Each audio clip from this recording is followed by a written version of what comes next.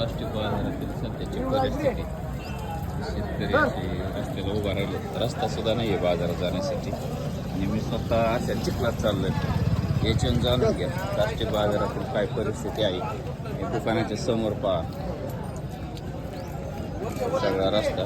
या दुकानदारांनी स्वतः मुरुम टाकल्यामुळे बसलेत, नाही तर बाजारातील अशी परिस्थिती आहे चिखलाची.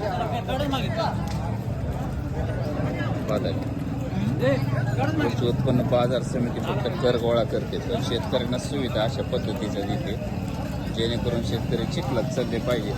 शेतकऱ्यांना चिखलातली सवय, त्याच्यामुळे हे बाजार समितीने अशी सोय करून दिली शेतकऱ्यांना. तुम्ही चिखलात आहे आणि चिखलात राहा. हे दुकान पाहताय,